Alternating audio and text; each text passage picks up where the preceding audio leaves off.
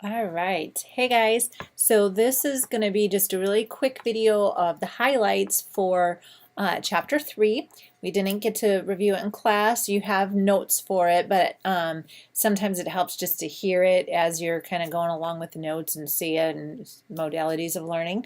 So just some things I wanted to highlight for you.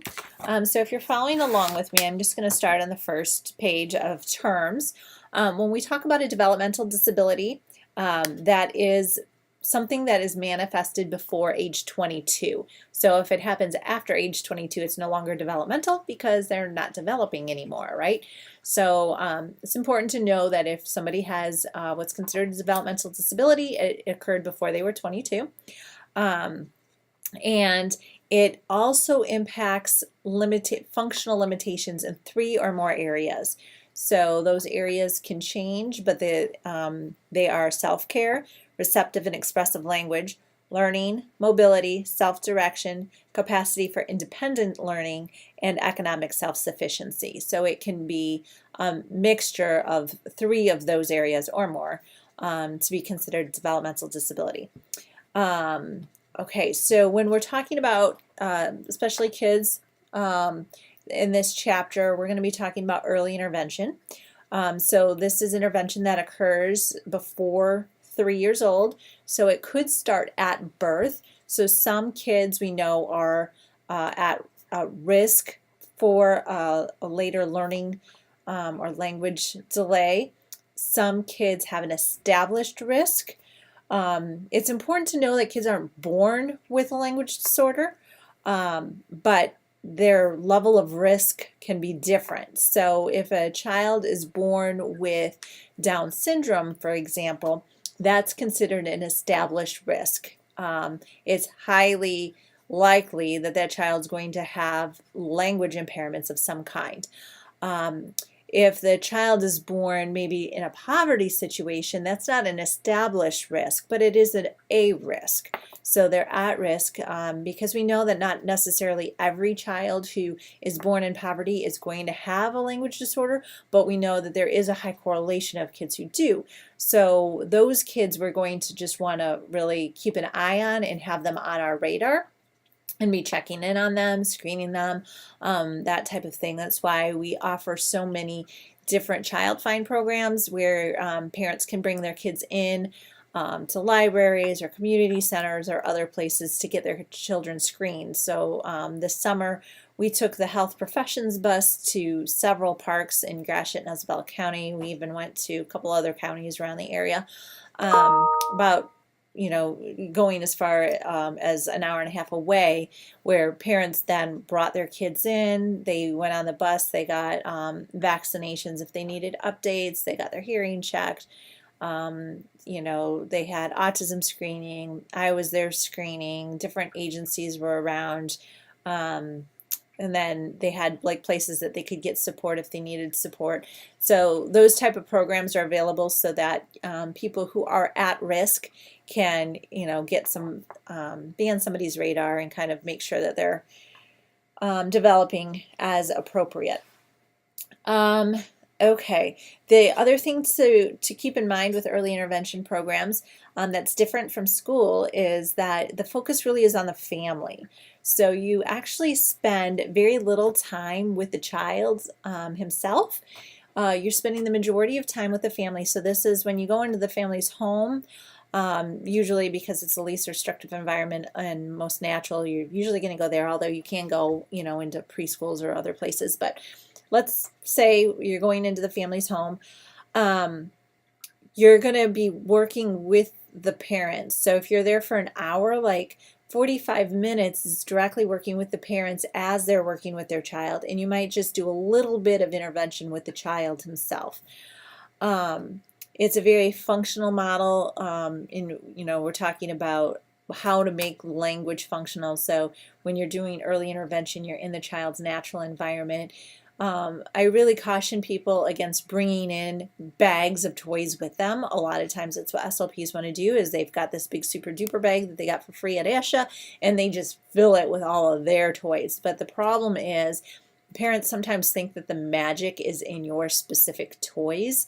So you don't want them to think that. You want them to see that the magic is in the interactions and how they interact with their child. So you're going to use whatever toys the child has available, or things around the house. You're going to be really creative, so that when you leave, the parent can still continue doing the same types of things that you showed them to do. Okay, let's see. So on slide 4, there's just kind of a diagram of how early intervention started, and it started in '86 with mandated services for kids 0 to 5, and then in '97, which wasn't really that long ago in the grand scheme of things, that's when it strengthened the role of the family in the IFSP. IFSP is Individualized Family Service Plan, and that is for kids, up through 3, because again, the focus is on the family unit. It turns to an IEP, an Individualized Education Plan, when the kid gets services through the schools, usually starting at age 3. They then go to their local schools to get the services, and the focus then is off of the family unit and on the child himself. All right, so then page 5 talks about some of the principles of intervention. Again, family-centered, because they're so family-centered, you really need to be on your toes with cultural expectations and linguistic diversity expectations, those type of things. You need to make sure that you're not penalizing a child for having a difference, like a dialectal difference. Especially, I see this a lot of times, it's not so much the phonemic differences in dialect, but syntactical differences. So if it's a syntactical difference in a dialect, it's going to follow a pattern. There are rules governing it, and the rules governing their syntactic patterns might not be the same as the rules governing whatever syntactic pattern you have. So you might jump to the conclusion that this child has a deficit in the area of syntax, but it's really not. So just, you want to be very considerate about the family culture and the linguistic diversity represented there. All right, so then there's a link. You can check out Michigan's EI services. And it's really a nice link. It has some videos of families who've been helped through EI services, tells you how to get in touch with them if you need them to come out and do an evaluation. There's some information on there about developmental milestones, so like, is my child typical or not? Should I be concerned? Should I contact them? Okay, and then slide 7 talks about the early intervention model. And again, it's a team approach. So when you are involved in early intervention, you're not just the SLP, you're going to be part of a team. So there's going to be an SLP, there's going to be maybe a PT, an OT, there's going to be a service coordinator, all kinds of people that are working together on this team. And they're going to be then creating a plan of action for the child. So slides 8 and 9 talk about the different team approaches, and I really like slide 8 because it shows you visually what this looks like and how those interact. So it starts with the multidisciplinary team, and those are those overlapping circles all around, and then you've got your interdisciplinary team where you've got your overlapping circles, but then you have these the boxes where the stakeholders are contributing, and then you've got transdisciplinary, which is the circles, boxes, and then the arrows going back and forth. And so we're really going to be focusing most on that transdisciplinary approach for this lecture. So there's a video example of what that looks like on slide 10. Couple of video examples there, so you can check those out. Slide 11 talks about the importance of families. You never want parents to feel like you're the only expert. I can't do what you do. You're going to have to fix my child, and I'm going to stand on the sidelines. So you want them to be involved from the very beginning. You want them to have a sense of self-efficacy. You're going to empower them that they can work with their child, and you're going to just empower them by commenting on the things that they're doing right. So as you observe them working with their child, you're going to say, I love how you just did this. Did you see how, little Johnny responded to you when you did that? That was amazing. You've got such a knack at this. And you're really going to draw out what you see them doing right, so that they feel like they have power, like, oh, wow, I didn't realize that. Maybe I can do this. And you need to have those quality relationships. So if we were talking in class, we would share some examples of times when you really rubbed somebody the wrong way, or they've rubbed you the wrong way, and you had a hard time getting past that. So you weren't able to kind of make any progress, versus times when you get with somebody and you just click and you get all kinds of headway made, and you really, really work hard on the group goal because you just click. So think about those times, and think about too how we all have those different personalities, and how your personality clicks or doesn't click with other personalities. And we've all got our personalities, and we are working with parents who all have their different personalities, and finding a way to make those click so that we have that quality relationship. Because it's really hard to work with parents day in and day out if you're butting heads all the time. So you're going to want to, kind of figure out those things. Page 12 talks about cultural concerns. And we do need to be respectful of people's cultures and their different diverse situations. So what does that look like? So we should be giving caregivers materials in their native language. There are different websites out there. The Department of Ed has one called, it's like Color in Colorado or something like that, where it has information in all different languages. Even Michigan's early intervention website, you can order things in Chinese or Spanish or Arabic, or there's like at least 12 different languages on that website that you can order materials from for free of charge, to hand out to families. So you want to make sure that they can read what it is you're giving them. So make sure it's in their native language. Your procedures should be non-discriminatory. So think about, some cultures don't want pointing. So if you're pointing, this is bad. So if you go to Disney and you ask a cast member, oh, where can I find the bathrooms? They always do a full hand point, or like at least 2 fingers. Oh, they're over there. You're going to go this way. They don't go like this, because this is offensive in a lot of cultures. So you're not going to want to say to the child, oh, point to the picture that best describes blah, blah, because you're asking them to do something they're not comfortable with. They're not comfortable with pointing. So maybe you could say, touch the picture, or, something else. But you're going to want to make sure that, look at your procedures. And sometimes we don't realize, oh, pointing is something that's offensive. So you're going to want to, if the child is not pointing, looks uncomfortable, just to ask the parent, oh, is this something appropriate to ask your child to do? Oh, I am so sorry. How can we, change this? And just be honest and upfront and ask them. They're happy to help you. But you don't want to get through an evaluation and say the kid was not compliant or didn't understand anything, and it's not that. You were just asking them to do something they're not comfortable with.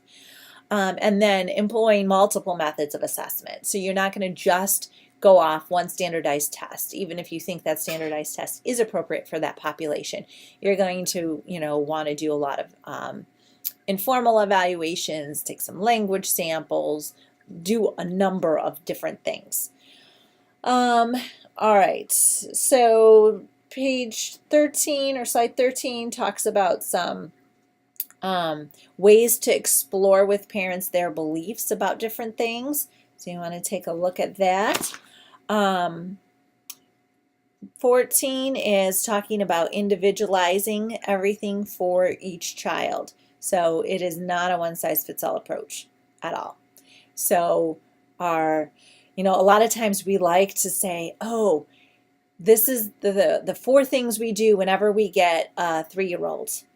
We're going to give these things. And it's good to kind of have an idea, but know that that can change. Those might not be appropriate things. You might not just have your standard protocol of things that you give every child. And so just to remain flexible and open to different things and interventions too. Our interventions are not one size fits all. So what might work with one kid will not work for another kid. You're going to always have to be changing it up. Your IFSP, the Individualized Family Service Plan information, is on slide 15. This is where you're going to have the child and family status listed, recommended services, expected outcomes, duration of the service delivery. The IFSP is a lot different from an IEP, and there are a couple examples there listed, so you want to click those links. It's the IFSP, you need to make sure, again, that it focuses on the family, so it needs to be written in very family-friendly language. The IFSP is going to have questions about, like, what are some resources the family has. And don't get stuck in the trap that resources are just money. Like we don't have anything. We're poor and we're just living here all in this house. I've got my grandparents living with me, and wait a minute. You got grandparents living with you? Yeah, that's a resource. That older generation is with your children all the time, and they're, you can use them to help show them different things or read to them or cook with them or whatever. That's a resource. So, while I'm just a stay-at-home dad, I don't have a job. That's a resource. Kids don't have stay-at-home dads. I mean, that's a resource that you are with your child that much. So really think outside the box on what those resources are. And then the IFSP gets reviewed every 6 months and revised at least once a year. So the IEP only gets revised and reviewed every year. So the IFSP happens a lot faster. Kids are, supposedly, hopefully changing at a much greater pace. So you're going to want to get that every 6 months. The natural environment is on slide 16, and that we already talked about. It can be in the family home or a daycare center if that's where the child is, or, spending most of their time. And then once they turn 3, typically they get their services either at the school that they would be going to once they start kindergarten. Here in Michigan, a lot of kids get their services in their preschool because the school district sends an SLP to the preschool. So that doesn't happen everywhere, depending on states, but they no longer get their services in their home. Your role as an SLP is on 17. You're going to kind of sit in all different roles. So you might just be a team member, one of several who are providing support services for this child. You might be the only person who's providing support services for the child. You could be facilitating everything. You could be a coach. You could be a consultant to the parents, to other invested people. So you've got, your role is going to change depending on the situation and how many people are involved. Page 18 talks about the difference between established risk and at risk, and I think I talked about it for a few minutes at the very beginning of this lecture. But established risk are things that when the baby is born we know about, and we say, okay, there's a really a high risk of language delay because they were born with cerebral palsy, or they were born deafblind, or hard of hearing. They failed their newborn screening. They have a genetic thing, Down syndrome. Autism and intellectual disability are listed there as established risk.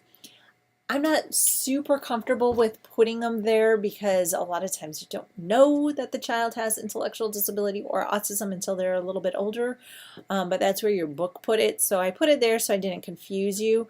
But when I think of established risk, I don't think autism as an established risk because you don't know about it right away.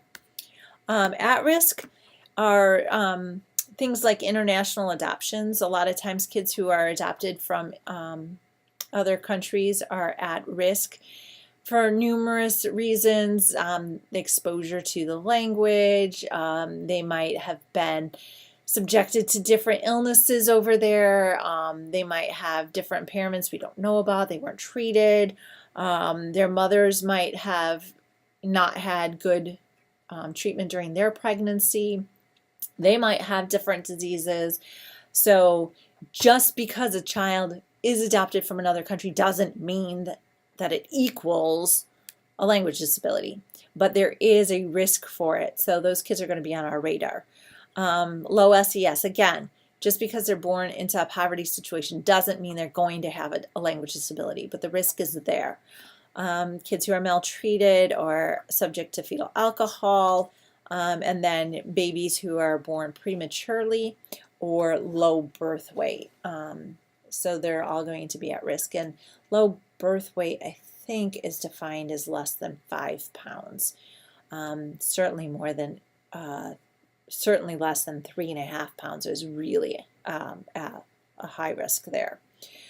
Okay, so kids, characteristics of kids who need services. They're going to have limited communication behaviors. So what does that look like when you're very young? You're going to be looking at things like joint attention. You're going to be looking at gestures. You're going to be looking at eye gaze. You're going to be looking at head turning, all of those early indicators of the language. They might have a tendency to socially withdraw, so they're not smiling and reaching out and trying to grab. There is a correlation of communication impairment with behavior problems. So we might see these kids, because they're frustrated, because they can't communicate with people, they start acting out. And kids who have a language disorder in preschool, it's correlated to later behavioral and emotional disorders. So it is something that we want to keep on top of and make sure that we're addressing problems very early. The established risk, that's when there is a strong correlation. So on page 20 or slide 20, it's talking about what some of those are, so you can just take a look at those. And then starting on 21, it says like intellectual disability, why are you at risk? So the next few slides are talking about the different categories and why they're at risk. On 23, there's a few videos there that show you the differences in cerebral palsy types. So spastic versus athetoid versus ataxic. So you want to just kind of look at those so you kind of get a visual for what that looks like. Deaf and blindness on 24, and then on 25, this is a more thorough listing of the at-risk categories. So these are kids that are at risk but not necessarily going to have a language delay or disorder, so we're going to watch them. And then, oh, there's the international adoptions. I already talked about that. The fetal alcohol, one of the groups discussed that this past week. Preterm and low birth weight. Okay, so then on 29, it talks about the assessment. So when you're assessing for a language or communication impairment in the young population, it can be really tricky. Kids don't respond reliably. They don't cooperate. It's hard to get a picture of what they're doing because they're tired, they're not cooperative, they just want their mommies.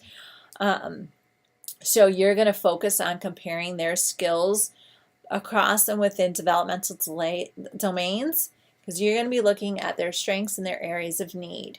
So what are they really good at, and what do they need to become better at? And then it's going to list there some pre-linguistic components for you to consider when you're doing that. And then page 30, it talks about differences in terminology, and there is a question or two on your test about this. The difference between an assessment versus an evaluation. So an assessment is an ongoing process. An evaluation is usually one and done. So when kids come into the Carl Center for an evaluation, they come in for a 1 3-hour block of time, and we evaluate them, and then we send them home with, a report to follow. But an assessment is working with this child day in and day out. I'm continually assessing what it is that this child needs. An assessment is usually less formal. I'm looking at how the child is interacting in his daily life and deciding what he needs to make those interactions more positive.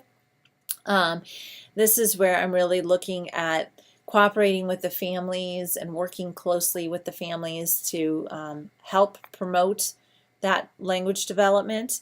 And my focus on what can I do to help, versus an evaluation where it's that one and done type thing. And this is, I'm using standardized tests typically. My focus is on what is wrong with this child. And I'm not really bringing in outsiders. It's, me as the SLP, I'm doing it. And I'm not really working with the parents at all. All right, so then the second part of chapter 3 talks a little bit more about the transdisciplinary model. So it's page 2 and 3. What is important to know is because a lot of people say, oh, you just have the child and they're playing and the SLP, the OT, the PT, whoever is sitting around watching and observing and making some notes about what the child is or isn't doing. So I don't really need to prepare for it. I'm just going to go in and wing it. And that's not the appropriate response. So it's not a free-for-all just because it's play-based. It really requires more, I think, than a standard just let's look at these pictures and point or touch things. It requires more mental energy because you've got to manipulate the context. So you've got to figure out what the kid likes and then manipulate that to try to elicit specific behaviors. And then if you're not eliciting those behaviors, you're having to think about, well, why am I not eliciting them? Am I doing it wrong? Are they not capable of it? So it requires a lot of pre-planning, a lot of collaboration. So if I'm bringing in certain things to work with, or I have certain goals, what is the OT doing? What's the PT doing? What is the educational consultant doing? How can we work with the same types of materials to get everybody the information needed from that child? So it's a lot of collaboration, a lot of pre-planning. You can't just go in and wing it. Page 4, slide 4 talks about the family concerns and priorities and resources. Take a look at that. The slide on 5 is talking about what does communication look like. So when I'm evaluating this child, is it intentional? Is it unintentional? The caregiver-child interactions, we're going to be looking at that. How do the parents or caregiver relate to the child? Because again, I don't want to say, you're doing it wrong. What I want to say is, wow, they really responded well when you did A, B, and C. Try that again. Or can we maybe tweak it just this? Let's see what happens if you tweak it this way, because that was really exciting results you had just then. So you're going to be looking at the timeliness of the adult's responses, like do they act right away? And you could say, even if it's bad, but then they respond right away, go, oh wow, did you see that? Did you notice that? When so-and-so grunted and you responded right away to that, it elicited a second grunt right away. So I think that they really liked that. And then the parent's like, oh, yeah. You don't say, oh, you've been ignoring your kid for the last 20 minutes, but you finally did something right. You just wait for the right thing to happen, and then you jump on and really encourage them. And, oh, wow, that was awesome. Did you see what happened? Wow. All right, so then slide 7 talks about some of those pre-symbolic behaviors. So you might be like, oh, what am I looking for when the kid is, 9 months old? Well, slide 9 is going to help you out with that. That's slide 7. Sorry, slide 8 is talking about how to know whether behavior is intentional or not. So there's a couple of videos there for you. Slide 9 is looking at symbolic assessment. So how do I read their gestures? Functional speech, need to know this one. Functional speech is frequent, flexible, and purposeful. That's how I know it's functional. If it's not frequent, it's not functional, because we communicate all the time. If it's not flexible, I can't change it. I have to talk in jargon all the time. I have to just repeat things I've heard. That's not functional. If it's not purposeful, if I don't have a purpose for my communication, that's not functional. Then slide 10, it goes along with page 83 in your text, and that's what you're going to collect information about. And then there are some checklists on pages 84 and 85 in your text. Those are super good things that even if you sell back your text at the end of this class, copy those pages and put them in a folder somewhere, because those checklists are going to come in handy. Even if you're like, I'm never going to work with that population, just put it in a folder. You're going to appreciate it later, I promise. Okay, then the assessment steps starts on page 12. So assessment starts with a screening. So assessment is the ongoing process. So you're going to start with a screening, and if the child fails the screening, that's when we say, okay, we need to collect more information. So then we're going to start collecting more information about different things, and then it might lead to a full-blown evaluation. So screening is not the same thing as an evaluation, and it's important to know that you cannot make goals based on a screening. Okay, a screening is just to determine whether there's a red flag. All right, then goals are on slide 14, and then the flow of the assessment process, what it looks like from beginning to end, is on slide 15. And then don't worry about the AAC section. I have a slide in there on 16, but there's not much information there. I'm not really going to cover AAC in this class. You have an entire class that is just devoted to AAC, and I'm not going to be able to do it justice here. So don't worry about reading that section in your text. There are no questions on your test about AAC. All right, so that is about 32 minutes. So hopefully it just kind of gave you an overview of the more important parts of Chapter 3. Enjoy your weekend, and I will see you on Tuesday for our test. Bye.